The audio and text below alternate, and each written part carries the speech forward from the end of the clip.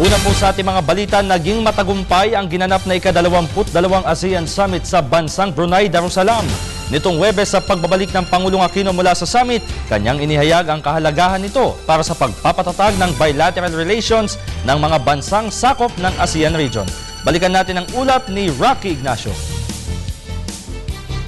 Muling kinilala ni Pangulo Aquino ang kahalagahan ng kanyang pagdalo sa katatapos ng ika-22 ASEAN Leaders Summit sa pagsusulong ng napapanahon na interes ng Pilipinas. Pasado alas 4 ng hapon nang dumating ang Pangulo at delegasyon sa NAIA Terminal 2 mula sa Brunei kung saan idinaos ang taunang pulong. Sa kanyang statement, nito ang pasasalamat sa mga ASEAN leaders kasama ng leader ng Brunei na si Sultan Haji Hassan al-Bolkiah dahil nabigyan pansin ang maritime security sa pamamagitan ng pagbuo ng matibay na Declaration on the Code of Conduct of Parties in the West Philippine Sea.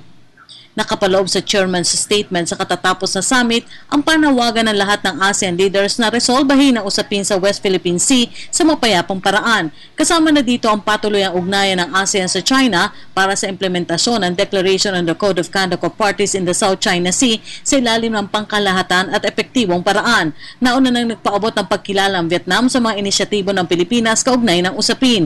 Iniulat rin ng Pangulo ang produktibong pakikipagpulong ito kay Vietnam Prime Minister Nguyen Tan Dung kung saan kinilala ang malaking progreso ng ugnayan ng dalawang bansa sa larangan ng ekonomiya. Samantala, muling binigyan diin ng Pangulo ang bunga ng mga nagiging pakikipag-ugnayan ng Pilipinas sa iba pang karatig bansa sa pagsusulong ng pambansang kaunlaran. Para sa Telebisyon ng Bayan, Rocky Ignacio.